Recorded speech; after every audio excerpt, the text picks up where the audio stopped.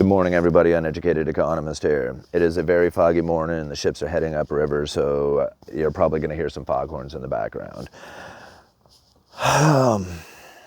Been listening to the same video for the last 24 hours. It's about an hour-long video. It's an interview on Macro Voices with Jeff Snyder. George Gammon turned me on to this video. He says, "Hey man, you got to go listen to this and tell me what you think." And This one was tough. You guys know that I'm not a fearmonger. I don't try and spread a bunch of fear and scare the hell out of people. That's not what I do.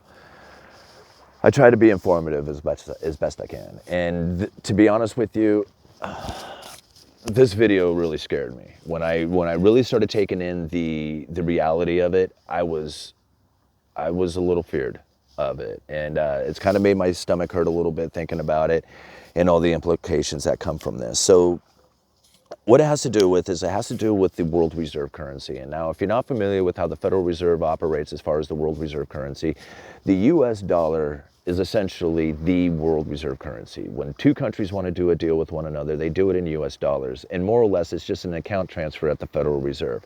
So country A says to country B, "Hey, I'll buy your oil." They call it the Federal Reserve. "Hey, we're doing this deal. Do the account transfer. Everything's good." Now, it's all done in US dollars, but really it's done in US treasuries. Okay, so US treasuries are what is held at the Federal Reserve for the most part to do these account transfers. What Jeff Snyder has gone on to talk about is a shadow banking system that is operating within the world reserve currency. And what he goes on to explain is that contracts, and this is the easiest way that I can explain this, is what he's going on to say is that contracts are being written inside of US dollars, and those contracts are being used as if they are US dollars outside the regulatory authority of the Federal Reserve. Here's the deal. Nobody knows how big these things are, how much there is, how vast it goes, the depth of it. There's no analytics done on it. There's no regulatory authority over it. So what occasionally happens is that just like any cycle, there's a downturn in these things where people start wanting to get paid. And there can be a panic inside of the system where nobody wants them and they're starting to sell them all. Now, even though they operate outside the regulatory authority of the Federal Reserve, when they come due, they're coming due in dollars. And people are going to demand dollars for them when they do come due. So back in 2008, when we had this great financial crisis going on, it was much easier for the Federal Reserve to explain it as far as subprime mortgages go and being the reason for this downturn. But really what it was is a drawdown in the liquidity available due to the panic that was taking place inside of the shadow banking system in the world reserve currency. So nobody knows how big these things are. Nobody knows when the panic will begin. Nobody knows how much liquidity is going to be needed. So it makes no wonder to me now when I think why Donald Trump has been demanding that the Federal Reserve print as much money as they possibly can, going into as much deficit spending as they can, because when this panic starts to take place, and it will at some point, the amount of liquidity needed, the amount of dollars needed to cover all the shadow banking that has been taking place is going to be huge.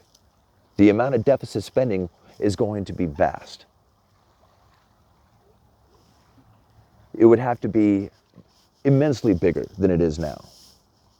If the Federal Reserve doesn't act when the shadow banking system begins to panic, the amount of deflation that is going to occur in this country is going to be extreme, unlike anything you have ever seen. The dollars will essentially disappear. You know, I remember one of the questions that they asked Jerome Powell, how big is the balance sheet going to be? And he says it'll depend on the demand for dollars. I didn't quite understand what that meant until now. I know that if the uneducated economist knows about this, then the Federal Reserve definitely knows about this. Donald Trump definitely knows about this. Judy Shelton, his gold bug advocate, knows about this. She is advocating to drop interest rates to zero and start going into deficit spending. They see it too. The shadow banking system has gotten huge.